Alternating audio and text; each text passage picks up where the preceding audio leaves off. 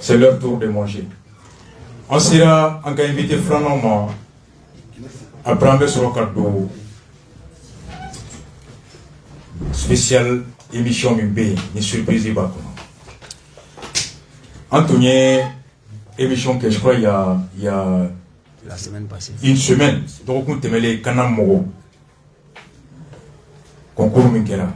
Allah ya ke bolé yanino mercredi passé.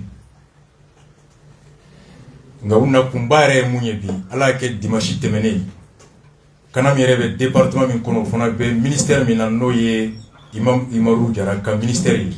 Nere kunta dongo Umaru de Ouka ministère parce que je me rappelle à l'époque ani santé tombé ñoo sama la kanam beta département min après ma to suivi. Boja laba na kanam blara imam Diarra ka département kono o imam Diarra kumana dimanche do PCFM sans fait FM fois kono nga yananga dola aw ni sufro aw beka kene aw fla de tumbe plateau ka aw bolé araba don ka se bilan ni no ka mo hakilla jigi concours min kera kanamna ni ci tum blara mawma esor kono ni ba muwa ani ko ulu nana nuka papier après anaye ko banani ani keme ani bi kononton ulu de ka papier kan ka concours ke non ba nani ani keme ani bi duru ni kononton o de affiché la o ko fa nana ko do to bala chien fla o sege ka ba nana bla banani ani tan ani wolon fla la karate na jabi nale bo anaye tuguni ko banani ani keme ani bi duru ni kononton donc faut en ko non provisoire, définitif, provisoire encore. Agno Munkeya, Obole Yanino, Kasse Bila, Mune qui va faire folo, Anga Damogo, Koka Yananga Tene. D'accord, merci Rasta. Ma lame jama befo. Tu m'as créé donné Kubala. Faut mal lame jama befo. Benami. Donc, Dogokun Temene, Kasse Sisama, action d'Okera. Alhamdulillah. Anse ka andado bi émission na, Nama Bouyamasiki d'Oke, Kafuli d'Oke. Oui. Au Conseil islamique Mogo, Amoufo, Kouwale Mandon. D'accord. Ministère de la Justice, Amoufo, Kouwale Mandon. Au Conseil Mungé. Au Conseil en Wele. D'accord. Kanyinga, Komimban Kunka. Kanyinga Ko Ketwala. Anu e Nyoyen Ansila, Ankmana, Mimban fait, Aye Dalou, Keneman Boka Douma. Ok. Ouyan Blasra. O jara ye kosebe ali sisan anu me ɲɔgɔn kalama très important n'ala sɔnna ma donna nataw la do wolola parce que fɛn bɛ na ni basigi jamana kɔnɔ o silamɛya ka baara ye tout à fait bingali kɛlɛli o silamɛya ka baara ye tiɲɛ lakanali o silamɛya ka baara ye hadamadenw ka hakɛ lakanali o silamɛya ka baara ye ni ko conseil ma y'o kɛnɛ kan an m'an yɛrɛ ɲininka n'o y'a kɛ fana jigisigi don u ni foli ka kan u tɛ se ka ko kɛ n'u ma aw lamɛn a bɛ aw minnu kun kan ni kumana fana ka dalu dama a bɛ baara min k'aw bolo vraiment ala ka o conseil ala ka nɔbɔ ka baara la et ani ministère jɔn wɛrɛ ministère de la justice kasonge ka yɔrɔ voilà kasonge ka yɔrɔ olu fana y'an wele mais n tɛna n da don ko la ko walawala mais n kɔni bɛ foli bila u ye vraiment u ni ce u ka wele la mais ministère de la justice ministère de la justice yɛrɛ u y'an wele mais tagalen ɲɛfɛ komi n y'a f'i ye cogo min na an da bɛna don donc weleli yɛrɛ déjà c'est vraiment une très bonne action parce que le ministère mon fils était kobeme bara bse ka to ita beme krefamgo ore fona bse ka nyina ka do fi comme bse kutuku ka ko do fona do ya donc ni ya me ika du kono ya me kenemo ya me radio lo o be fona be jamana barakala ka hukumu kono ka mo wule déjà ka la main c'est un bon signe et c'est un indicateur d'un sens élevé du travail donc ministère de la justice ka la main et d'autant que ni action juridique Kobala, ni Hake Binkera Aukan, parce que c'est le ministère de la Justice et des droits de l'homme. Tout à fait. Et dans le droit de l'homme, il y a le droit au travail. Droit au travail, où garantir les constitutions fait. Et le ministère de la Justice est là pour garantir à tous le respect de ces droits-là. Donc nous, Yame, Kobe Mumsega Talike Binkali la Hakekan, au moment où Sigite, Fire Kassé. Donc, Kioro Be, Abouka Barakono, Kanini Kadon, et s'ils doivent mettre les procureurs en active chose en branle, le fou la me folo. Le fait de vous appeler déjà est très bon signe. Alaka atoke here kosoba. Amen, amen, amen. Bon, ko aw nana bi parce que aucun ministre est Jabi Dodi. Aye Jabi Mindi, PCFM kan, nere kunta dongo Umaru kanam ministre ere. Oh, anga Umaru jaralame anyinara. Yeni anga do konolola alisa ani ebeta monsieur le ministre. Oh, amni kuna fulini nawi machama be yingale do ta en secret. Fin flabe itoko be bafola bi kusube kangre la logement sociaux ani kanam au dossier ko. Ko kanam na ko madoba la ko unika sunno na ko sobe mankura mun tara ko ni na so ba talima ke jia ko no yala a chen dumai bonte au dossier kalama mais mi logement sociaux ni nto kuma yin jenya mas avec la gazette de jugement akoko kanam dossier kata kalama aw dum ko kale de kanam ministre ori ndabarba oh kuma bawo. Voilà, donc Rasta fait dabali bantou na ene era dabali banté parce que ne be mobili kono me kata sou ni émission il a me PCFM kan oui ina fo an la me jama bola ka la me to mi ni fana me o to ya kilina mais ne kon be mi fodron incohérence ni fin bi anye yoro damado saisi anye lettre ci a yoro bela. Ministère de la Santé. Le 14 mars. Ayachuma. Ministère de la Justice. Le 14 mars. Ayachuma. Premier ministre Shogel. Le 14 mars. Ayachuma. Président de la Cour suprême. Le 14 mars. Ayachuma. Président du Conseil national des transitions Diao. Le 14 mars. Abdiroma. Ministre de réconciliation Wagé. Le 14 mars. Nous beba kalama. C'est-à-dire, c'est pour te dire que Mogote nous na. Minta kalama komi mesena. Donc ministre nani ere Shogel Kasonge santé ani wage nous be saisira lettre ci lu bema ale ere ka département ere kunganko kan ale ere ko kale ta kalama bon ne ere dumba yi ale ka comment dirais-je intervention ina abe réseaux sociaux kuma do commenter andu vraiment en bola réseaux sociaux kan ga chaya awo bébé kanam problème don beba ko kalama bon nale koko ate kanam dossier don bon je sais pas trop, mais on est électrique. Donc, je suis fana c'est l'occasion qu'a fait le ministre Oumam Djaraye ko kobe kanamna. Comme akokata donc. Mais akokata kalama, mais je vois qu'il y a des réseaux sociaux aussi peut-être que je suis ça serait l'occasion à dormir be kanamna. Donc, on va en profiter encore fois et ko kobe kanamna. Bon, en même temps, journaliste est question de poser à kuna. Ko akrefo mogodo ka masuria mogodo be kanamna. Recrutement min kela resama ka masuya mogo do talala wa ba da kan ere ka fo ko recrutement min kela kosaina na make jeliala aba fote ka masuya mogo do bola bon nere ma ministre ka expression du visage o ere netiki parce que ne fait une clara ka vidéo ni ngai question imposé il fit un peu du regard abi abanya ketabo abi eko ashi du regard ko abi nyebo voilà bi nyebo fengela doni bon ça c'est Jabi di qualité dossier ngala merci mais mi faudront et Banyugu Jai ou ministre Oumarou Diarra Denisen Tirdi Banyugu Jai avec kanam recrutement malien bébé nyogono go yarasta bébé nyogono bébé baroke wa kumado la malien dakashi awo Banyugu Jai o ya Denisen Tirdi otara o be recrutement mi keto manye recrutement mi kela jengene ya kono abala. Bon, maintenant, il y a deux fois foyer. C'est-à-dire que le recrutement il y a 7 personnes qui blala kata service informatique là. Machine Machine service informatique. 7 personnes blala kata. Muna from passera.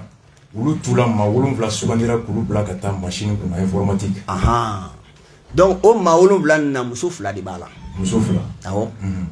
O muso flanuna muso voilé kelembala muso kelembe mu kumbirelen mi me burumusido avec burumusido voilà donc comme aka aran koson no ya ka ministre yayi ani aka aran koson are imam yi bon ne ba nyinga ne ko o muso voilé le jondo o muso to Mariam Jara e joni Madame Jara e joy Umaru fana e Jara ima ne ba nyini ngola koma ko ka masunu amako ka to dossier kalama muso wolonvla passera ni mo wolonvla mo mun passera concours ni o ye mɔgɔ 7 sugandi olu kɔnɔ k'olu bila informatique la machine kunna o mɔgɔ 7 minnu taara ka bila machine kunna muso 2 b'olu tu la tout à fait o muso 2 la kelen bɛ yen o burumusi b'o kunna o tɔgɔ Mariam Jara Madame Jara Mariam Jara a fana cɛ fana ye Jara ye Umaru fana ye Jara ye ni coïncidence ka bon dɛ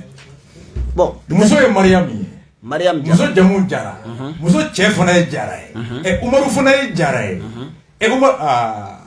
Umaru ni ye jɔn ye n dɔgɔkɛ bon allez comme il y a fait tout maintenant parce que c'était un ministre avant tout non Umaru tɛ parce que a tɛ se ka kɛ Umaru ye a terikɛ i ko k'a dɔgɔnin teri dɔ taara a dɔgɔnin teri taara Banjugu Jayi a bɛ se ka kɛ i ni caman bɛ aw ye denmisɛnniya kɛ nka aw bɛ balo aw tɛ ɲɔgɔn kalama ni Umaru bɛ ɲɔgɔn kalama dɛ n bɛ nalen de o u bɛ ɲɔgɔn kalama n bɛ nalen de i bɛ se k'a bisiki teri don wa wajibiyalen tɛ ka fɛn bɛɛ fɔ Umaru ye an bɛ se k'a bisiki ten nka Mariam Jara in n'a cɛ ye Jara ye ne b'a dɔn Umaru muso tɛ Ala kana kɛ Umaru muso ye parce que silamɛya la surtout sunna muso tɛ fɛn kɛ n'a ma cɛ ka yamaruya ɲini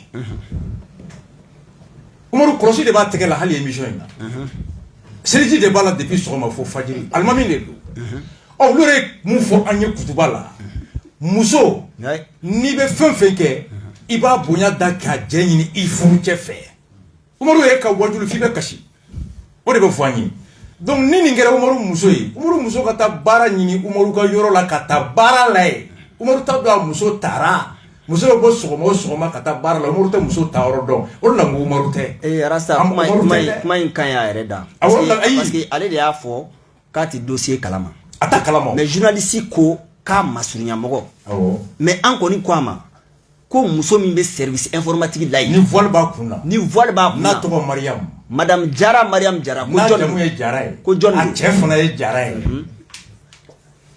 Umaru ko jɔn de don voilà ko n k'i ɲininka mais ne yɛrɛ bɛ komi n dɔgɔnin don ne yɛrɛ bɛ n bila Umaru place la Umaru tɛ bon ale de bɛ se k'o fɔ dɛ Rasta awɔ non ne ka karamɔgɔ don ne ka karamɔgɔ don non Mali kura la kana to ka i girin k'i bila n ka kuranɛ kura tɛ yen dɛ Mali kura bɛ yen nka kuranɛ kura tɛ yen an ye Umaru ɲininkara Madame Jara Mariam Jara ye jɔn ye ok d'accord donc et département in b'ale de ka hukumu kɔnɔ non a bɛ département in de la ayi je veux dire Kanam bɛ Umaru de ka ministère bien sûr Umaru Jara de bɛ Kanam gérer ale de b'a gérer donc le fait même de dire que Umaru ko k'a t'a kalama o yɔrɔ la on se pose beaucoup de questions an tɛ tɛmɛ o yɔrɔ kan nin dossier a bɛ journalu kɔnɔ aw bɔra yan aw taara yɔrɔ caman na ministère caman lettre cir'u ma officiellement donc ni yɔrɔ yɛrɛ ɲɛmɔgɔ ko ale t'a kalama Mackenzie ça veut dire que le ministre a pour fonction d'impulser, de coordonner l'action. Bara min kan ka kɛ hukumu min kɔnɔ n'o ɲɛmɔgɔya b'ale bolo o baara kɛcogo ɲuman a n'o kɔlɔsili bɛ ale de bolo. Il est le coordonnateur de la mission confiée à son département. Et à ka département mission bɛ kɛ région min kɔnɔ o ɲɛmɔgɔ bɛɛ ye ale de. Don o don il doit recevoir des rapports. Il a le devoir de coordination et de suivi. Donc, nous avons aller à Kalama, ni scandale sous B. Ah, ça veut dire que Umaru ne suit pas. Umaru te barala. Mali kura kono. Ango boak me sunogo ya te foshi Kalama. Awagli be ibeka tale. Yentenga grevu foro. Wi ibeka nyininga tele la. Ibeka ko yemngo grevu kale kunta Kalama. A émission na so me malibala anyi ko be da ibeka. Akoy yentenga kuja yentenga letrici ibeka ma. Excuse-moi, grève te weletri chama kuba féliciter on a ka nyogonyé. Faut grève kelen libega ko kale kunta doko yentem l'avait écrit. Anya kuma foya. Ni bede farla nyogonga ka wuli ka M5 ka bois kele. Dugutigi de nu ntogo. Uko moya no ko bois. Ko sele misiri kumeke 8h ko ga ko tellement ga te basu no ko la te wuli ka na 10h 11h fa la ba ka te wuli. O mes bois ko no me wuli retard la. Oh, n'a pas ko Umaru yɛrɛ ka service département aya mede ko a te dossier kalama. Dossier de recrutement scandale ni kale ta kalama. Oh, malmo, Malikura Bemi. Quand le ministre lui-même dit que je ne suis pas au courant d'un scandale dans l'un des départements de mon ministère, un scandale qui fait la une. Premier ministre saisira. Soit ça veut dire que Choguel a été saisi à Omar imputé. Ouagé m'a fait Oumarou. Diaw m'a fait Oumarou. Or, Diaw doit interpeller Oumarou. CNT. Ouagé est collègue de Assimi et fait. Oumarou, collègue de Ouagé, conseil des ministres là. Kassongue a été saisi officiellement par écrit. Kassongue Fanani Oumarou Bebe, conseil des ministres Klena. Et le directeur de Kanam, au Fanabe Oumarka, au patron de Oumarou. Je ne le vois pas, Oumarou Kaleta Kalama. Donc Mali Beba Kalama Fou Oumarou Kele. C'est ce qui est grave. C'est un indicateur qui est très grave. Très très grave. Et Arasa, tout le temps. Abena boa Kalama, Abena boa Kora ou Yere Kalama Chouina. Et Angata. Mintoshi. Et en même temps, Mena Kuman Dofi, Mena Ron Dofi. Mie Banyugu Jaye, Ani Mariam Jara. Banyugu Janya Fienwe à Demsenteri. Madame Jara, on lui laisse les soins. Areka fo Malien au joint. Mais un kuma wɛrɛ mɛ ministre Umar Jara ka ko la ni tiɲɛ don a ka bɔ a k'a fɔ maliyɛnw ye tiɲɛ don ou bien a ma kɛ o ye mun ye ko concours in annuleli premier ministre kun ko k'a annuler ko mais ko Umar de taara avoir an y'a mɛn de concours min n'an filɛ kuma la n'an bɛ concours min kuma la tan ko Choguel tun ye ŋaniya ta k'a b'a annuler comme logement sociaux ta kɛra cogo comme logement ni n ka jugu logement sociaux ye o mais pourquoi fɛn tɛ ka kɛ comme ye décision ta k'o jɔ il paraît que Choguel voulait aussi arrêter le concours. Mais ko Umaru de Samara donga ta no fait ka kana ke. Bon no ye tien ayo ke kun jumena. Maintenant a te fait munu kalama rapidement amena donlu la ko wala doni parce que kanam problème yi nya dimine do kono dimite quoi. Mais cataracte do glaucome do en tato nya fait de amena don 600. Voilà. Alors ça amena pour la nya fo mo yo bi émission et dénonciation li. Ya foutu. Antena nogoto ko la. Mogo mini mogo minga mogo be lisina amina anda dori la ko wala wala Suleiman Damele oui kanam DG kanam directeur to général Boubacar Damele général de l'armée awo o dengue de oui Toumani Sidibé dengue me yanno ay dengue akebe dengue ko ay dengue nteo de concours ma ga dengue soro yon ay dengue ya to ko kan ka passer concours là aya tout kokani ka passer concours là. Il femme. Bon maintenant Toumani Sidibé. Oya Nevedi. John Neve. Directeur Neve, général Boubacar Damele Neve ou de Toumani Sidibé. Au passera. Il est de 2002. Abe IG de la Makla kalana flore. Ha? Maintenant ne me fait ka don a postulé et diplôme du mai.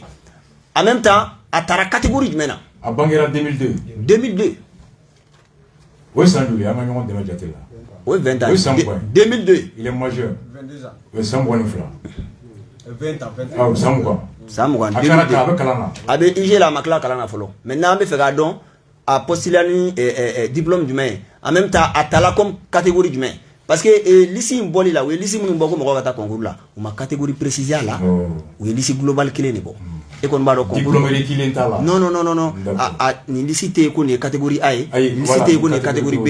Ou qu'on est l'ici bas qui est mort. Donc au courant du défaut, il sait qu'à ta postuler. Qu'on est ko Toumani Sidibé, mi est DG Neve, mi Banguela 2002, n'abe IG la Makla kalana folo ka postuler un diplôme du mai. D'accord. Ou ko fanyango donc. Maintenant Astan Cissé au fond est DG Cameroun. Astan Cissé. Ah oh? Astan Cissé. Directeur d'Impassera. Atenemuso d'Impassera. Areka Mugore. Ulu gardien kaje. Mais nindu ya balmamuso dene de. Samana infona. Mbeka samana mi fieta Astan Cissé. D'accord. Yé famu. Au bolen koy Mouktar Tal. Au fond ya Cameroun. Mais baro lié mi bano chea. Amuso. Au ser au dénoué. Quand nous faut c'est des accusations très fortes. Mais ngo mais na kuma do fi.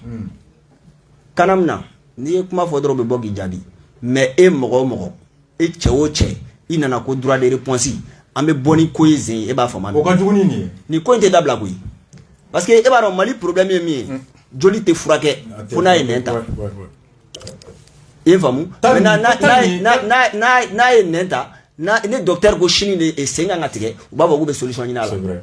ayiwa an b'o niveau de la sisan mɔgɔ o mɔgɔ mana bɔ ka na ko droit de réponse an bɛ réponse wɛrɛ d'o ma o b'a faamu sariya la hakɛ b'u bolo mɔgɔ n'i ko tiɲɛ tɛ kana plateau kan kana droit de réponse kɛ o ye hakɛ ye nka aw de ko aw bɛ kangari b'u ye ayi an ma se kangari d'a ma yɛrɛ o don n'an bɔla yan mɔgɔ y'i wele ka bɛna droit de réponse la ayi n b'a dɔn u bɛna on ne peut pas défendre l'indéfendable ko Tal nin y'a muso mun ye n k'i ma Muktar Tal o ye a muso i ye faamu o sɛri o den a muso dɔgɔnin den awɔ kɛ DG donc nin ye mɔgɔ 4 ye minnu ka surun DG la liste in filɛ nin ye i b'a dɔn dɛ Rasta n'i ma Larousse 2022 san kana assemblée parce que liste in bɛna fɔ Larousse 2022 de don o don i b'a ta i bɛ ko kuraya kɔnɔ i ye faamu bi an bɛ ka mɔgɔ damadɔ de tɛntɛn k'olu labɔ an ka taa ɲɛfɛ ayiwa an ka taa ɲɛfɛ DGA directeur général adjoint directeur général adjoint o tɔgɔ ye c'est un certain Touré a denkɛ b'a la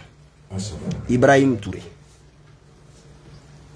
c'est le fils du DGA i ye faamu o bɛ fɛn in na général Dayiru Damele i kɔrɔkɛ frère b'a la dɛ Biri o fana ye Sulemani Damele mais ani dɔ in âge tɛ kelen dɛ lui il est de 1977 a b'a la Mali kɔnɔ yan bɛɛ bɛ ɲɔgɔn dɔn Dayiru dɔgɔnin ayi a b'a la Junior dɔgɔnin mais e tɛ Sulemani Damele dɔn Asimu dɔgɔnin a b'a la o i ye faamu maintenant mɔgɔ wɛrɛ passera jinɛmoliya bolo ma mais concours ni jinɛmoliya b'a la ni e tɛ yan e passera concours la i ma concours kɛ i ma interview kɛ o tɛ jinɛmoliya ye d'accord donc n bɛ n'o tigi tɔgɔ f'i ye o ye Fanta Sheriff Aïdara a ma concours kɛ ale fana tɛ yan a tɛ Mali la ayi bon mɔgɔ mana a tɔgɔ billet dilan k'a fɔ ko karisa nana nin date la a bɛ tan bɛɛ dɔnbaga bɛ yɔrɔw la koyi a kɛla aéroport ye o a kɛla fɛn wɛrɛ ye o bɛɛ dɔnbaga bɛ yɔrɔw la Mali kɔnɔ yan bɛɛ bɛ ɲɔgɔn dɔn quoi d'accord i ye faamu Fanta Sheriff Aïdara ale fana ma concours kɛ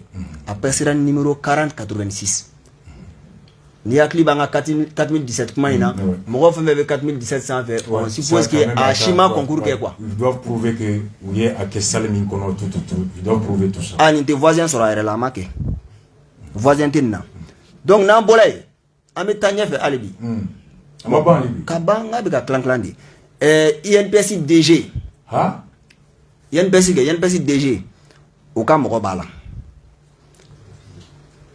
la o beau-fils bɛ fɛngɛ in na résultat in na a tɔgɔ ye Musa Mohamed Lamine Jara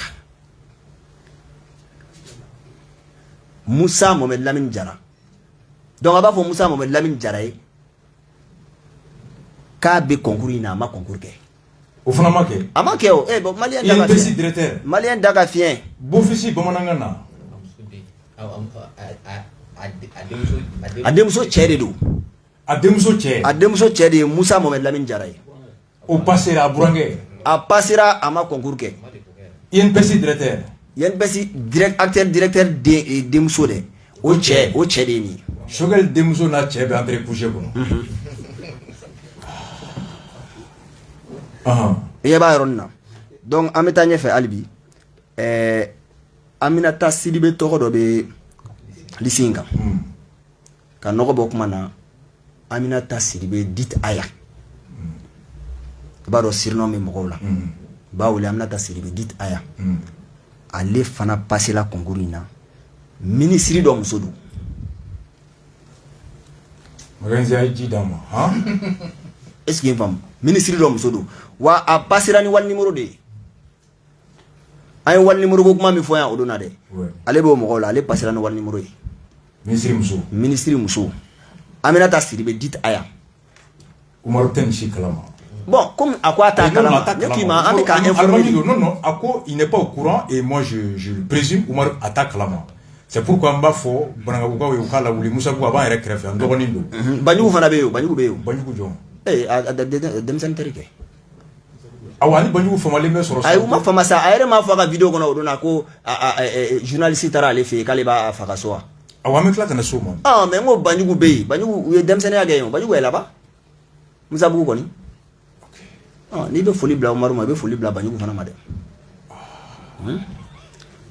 mais donc Rasta c'est à dire que kuma ma ɲi da kelen da ne bɛna min kɛ sisan n bɛ kuma di voilà an bɛ kuma laban d'ale ma bi va clôturer après an bɛ fɛn kɛ Rasta an bɛ bɛɛ fo a bɛ yɛrɛ fo komi a y'a fɔ cogoya min na kalamu ko in an kun y'a bisi ka o de kuma de don mais a laban na n'a ye Paris de don. Paris kanamu tali kɛra Paris de a Paris ba o ye DRH de a kelen ka bolo naani de a kelen bolo naani a kelen ka mɔgɔ naani de b'a la parce que ale de ko organiser ale de ye a ɲaama tɔgɔ min na ale a ɲaami ten an ka ɲininiw kɔnɔna la an nana ye a kelen mɔgɔ naani a belle-sœur fila b'a la donc a muso dɔgɔmuso o mɔgɔ fila b'a la o mɔgɔ fɔlɔ o ye Zenabu Jibe Keita ye mɔgɔ filanan o ye Kanku Keita ye. John DG ou DGA? DRH. Ah, directeur des ressources humaines. Voilà. Allez, ni DG ta général. Ni directeur général adjoint ta Il faut avoir directeur des ressources humaines de cas. Allez, concours organisé où? DRH des concours organisés. Concours pourquoi avec un allé fait. Allez, des ni pain par bail. Parce que comment on va pas couper par les gars. Il y a fait, il y a beaucoup de gros de lit, il y a de gros de lit. Allez, que nous avons pour n'aller. Bon, concours kera, a quelque chose de ça, mais concours de kera, on va faire. Ah, ça concours marqué, on va concours quel est mouillé. Et concours n'a pas un tellement que les gens avaient de l'engouement. Dossier n'a pas 21 dossiers. Il faut c'est un thème avant même l'organisation pour les demander de s'impliquer afin qu'il y ait quelque chose. Voilà, moi, dans la CAFO, le dossier est concours de la Kédjela, entre 21 000 dossiers. À date, c'est mon retour, on a là. A mon faute, Moussa, mon ami Jaray. A date, un fait mon doyer. Un pour mon date, a fait go. Allez, ma dépôt et kéré. Allez, ma dossier. Ma dépôt kéré. N'a pas là. Oh, concours terre. Allez, ma dépôt. On a fait un concours marqué.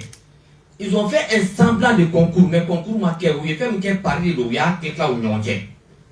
Il y a un gros du il y a un gros du il y a un gros du il y a 4 tours là. Allez, quel est mon nani? A belle-sœur fla et déjà vous dites qu'il y a un kangu à ce moment tangarai à ce moment tangara mon fort et 40-20 où il y a cousin Moussodi directeur des ressources humaines à cousin Moussodi directeur des ressources humaines à toi Mamedi Koulibaly angani nous konada ai angani ko apata bonka wa andale ba la fene antigele baka après le gars répond tribunal nyeko après le gars répond partout yoro na ya ngole aleta appel fo na ya ngole yoro amta jabi asma utangara o ya cousin Moussodi Jerebu Keita ali Kanku Keita a belle-sœur redo a muso donu Marietou Traoré o ya a muso cousine directe ali kele monani o du ya kana nationalité do ga dossier là on entend fait malien ay national ay don national international to ta mo shiga dossier de mo nationalité do mais kana nge ko yante malien do ndaro quoi ay na so a glan ga nyam sika to de quoi en concours de maquet ils ont fait un semblant de concours mais au finish il y a clair comme Paris allez que Paris bail. Bon, nous au niveau du CDR nous va en intéressé Kosobe et puis avoir démarche que j'ai beaucoup aimé amo sigi foro akake kasoroka ma kabini a dogodara au sera mugoma dani fanga munum se ka dola ka kekale CNT en même temps awre élément do fana dia qui atteste que awye lañini fana ke société civile ou fait ani CNT mugo fali bi ko da dola kren yalla yere wolo anga olame awye ye demande min ke yere wolo fait pour que CNT ko kasigata anga la ici un membre du collectif des candidats contestataires du concours de recrutement de la Canam. Et Yerewuluko ne b'a la amena bigote parce que amena meka sama ben yere no fe wala sanga sika bara ke no fe. Yerewule bara ni ke mali kona beka bara ni ke adowulente mo shila. Ndira kuma jenya ben ininga mo ay bara ni ke logement social ko la sa la mamen. Ambe fe aga nyona jabi bo Kanam dala parce que mi kela Kanam ko la bebado ase ko ya tuna kuma jenya angoni ama noro la yere wuro debu tundara Kanam ko ikele ke beka lafia oh akira chuko dia ni ben bon il n'a pas ambola ka vidéo la météo mina effectivement ninkela ay wuli ka jo sabati antara yere wuro debu ki gère la adon donc un appel lancé publiquement parce qu'on a vu que les logements sociaux là vraiment il y a engagement chaman ka ko côté ko ni marba bla shogal ya nyofo ya bebla katet are côté katet me effectivement. Voilà. Mais n'a taraye ko logements sociaux d'ici ko kumbe mo damadoni no fait. Mais ni lisin yere ni lisin ko kuma kacha. Ni affaire nga juguni logements sociaux ko taille. Donc on s'est dit que vraiment na sera benma ni ko imetelia quoi. Mais enseigne biche amajabié. Aussi avec les savoir. Non, ni vidéo yere be 2 semaines bon. Et femme enseigne benma il m'avait dit que ah dossier dit benma. Le dossier du benma. Dossier. Oui, bien avant un dossier d'ama, j'avais donné ça à l'un de ses collaborateurs. Mais après un là, le dossier dit à Irema. Il m'avait dit qu'il y a un dossier d'ama, qu'il y a une semaine d'ama. Ah, qui a droit à un d'ama. Qu'on a droit à un d'ama. Le dossier d'ama, en bout 3e semaine d'année. Voilà. Bon, en même temps, il y a Abouakar Sidiki Fomba. Fomba, oui. Fomba, donc maintenant, Fomba a contacté. On y Fomba et un tiki-tiki. Je lui ai expliqué la situation. Il y a rendez-vous déjà en fois qu'à siège là. Taranyokma ou nyefoye. Après vraiment, mais à chaque fois, il a contacté, il est en déplacement. Ou bien urgence au rébé avec Tabeta. Bon, finalement, moi je me suis dit. Bon, Fomba Tafanani avait une 3 semaines bordé. Et hier même, hier c'était mardi, non? Voilà, hier on devrait se voir parce que lundi, à Komaka, le déplacement d'Ola, Koshini et Kounou Kaminyoy, mardi. Mais malheureusement, Kounou n'y Fomba ou les 4 décès à mon téléphone. Fomba quel Abouakar Siriki Fomba. CNT Abouakar Siriki Fomba. Il y a 2 Fomba, non? Bon, Adama Fomba Bey. Aboubakar Siriki Fomba Bey. Abouakar Siriki Fomba. Donc, on a dossier confié à l'Efrana. Oui, il m'a donné rendez-vous hier. On a mardi. Mais malheureusement, il y a Masoro. Moi, je ne sais pas. Mais en tout cas, ça m'étonne beaucoup. Alors, logement sociaux, taladron. Au conseil, logement sociaux, takera clé, ça va, paf, érection kera. Voilà. Effectivement, logement social scandale Bora en 3 jours ou moins d'une semaine à Bedjora. Au conseiller, à mercredi, on nous les dans les 3 ou 4 jours qui suivent. Tout à fait. Ministère de la Justice, on a oublié. La Fomba, ça fait 3 semaines presque. Qu'on est ya wole maso. Au ben go ko do kelina ma do ko fla sabay. Fona ma wole folo. Makan labana. Ok, alors ça prend la valeur comment photo on a semaine qui vient. On peut à peine autour de tout. Au cas donc il faut et là ça qui du moment comme on dépend de toi. On ne peut pas faire du IBK sans IBK quoi. Ah ouais. Non, ka IBK clé. Voilà. Tabolo do kama. Ka IBK clé. Ko do kama. Ka claque no ko kelenke. Voilà. Parce qu'on on est en train de faire du. Parce que comme on a dit là, ben hakli ba la no. Ami kan ka kioski chili.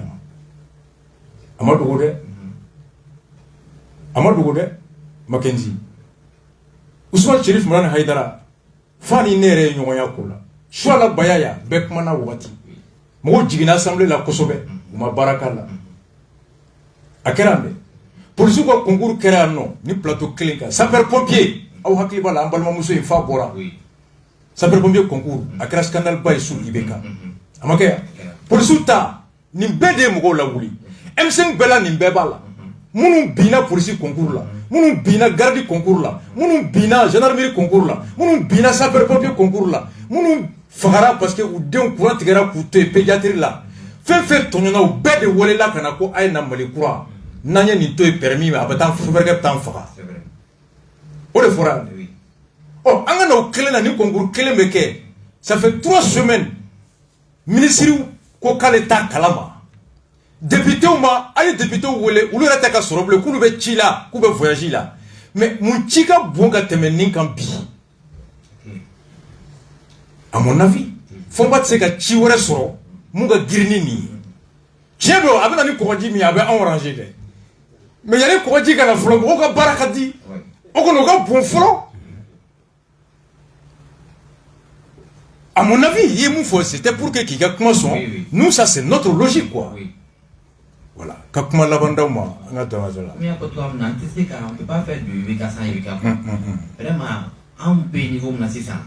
an bɛ niveau min na sisan anw bɛ fɛ de maliyɛn den a ka se ka taa dépôt k'a yɛrɛ ka baara sɔrɔ a ye sans l'intervention d'une personne an b'o nɔfɛ o de jamana il se peut que hali ni kan concours n'a annulé k'a bila mɔgɔ baden ma peut-être mɔgɔ min t'a dépôt kɛ mais jamana in u y'a fɔ cogoya min na a jɔcogo an bɛ ka jɔcogo sira de yir'u la kan fɛn an y'a fɔ cogoya min na an bɛ se ka to a sogolo la u k'a jigin an k'a fɔ ɲɔgɔn fɛ k'a dilan de telle manière que a ka kɛ repère ye pour les autres quoi dɔw b'a dɔn k'a fɔ mɔgɔ si tɛ se ka fɛn ta tuguni k'a bila parce que e bɛ nin yɔrɔ in na o foyi tɛ b'a la tuguni quoi voilà. Je vous donne un rendez-vous, voilà, juste en un mot, voilà. Voilà, bon, n'ala sonama. Dans 2 à 3 semaines. En tout cas, qu'on est tant que le dossier va évoluer, tant que l'avocat va acte posé là, ici sur ce plateau, il va sur un drone d'Obala, il va sur un corps d'Obala, il va sur un bar d'Obala, il va sur Ali Sinini ou Ninkera concours taboué, en 2 mois calendrier du goût du concours qu'à signer. C'est le processus qui garantit à tous d'espérer dans la vie. Tableau de bateau baby jigi hardinella. Nala tuye kurane dugo kasira dugo moshi kuntesira. Mais il va donner une keiba sur une keiba ni soro avec belle lafia. Mais quand le processus n'est plus transparent, mon n'a pas bec à l'anabli, mon n'a pas bec au labli. Donc, ni me bête est intéressé, on le prend parce que ça nous intéresse tous. Anya kele, a été clé, ka kele, ibeka clé, ou amba kele tant qu'à bé, parce qu'à korolo bambeka. Rasta. Dans tous les domaines. Rasta. Ouais. Ne ko me se ka mi fɔ comme des mots mali kura ko la kɔni an bɛ kanam dossier in kɛ ka tɔw ladi parce que an tɛ n'an sigi tuguni ko ka bisi basa tan o banna o banna c'est une question de principe an tɛ se ka mali kura dɔnkili da ka mali kɔrɔ dɔnko kɔrɔ tɛgɛrɛ fɔbaga tɛna sɔrɔ la dɛ tɛgɛrɛ fɔbaga tɛna sɔrɔ la donc u bɛ min kɛ ka mali kura dɔnkili da ka mali kɔrɔ dɔnkɛ a nin ye phrase ba ye non tɛgɛrɛ fɔbaga tɛna sɔrɔ la dɛ tɛgɛrɛ fɔbaga tɛna sɔrɔ la donc u yɛrɛ b'a dɔn tigitigi u ye ko in sogolo cogo min na u ka ko in jigin maliyɛnw bɛɛ ɲɛna jan'a ko ka taa yɔrɔ jan ça grandira tout le monde jan'a ko ka taa yɔrɔ jan parce que lisi an bɛ k'a tɛntɛn mercredi prochain n'an y'a tɛntɛn kungun ni ɲɛɲɛ min b'o la n'an da donn'o la o bɛ sɔn ka juguya ni nin ye dɛ. Ça marche. Voilà. On souffle la musique, on vient spécial encore, surprise.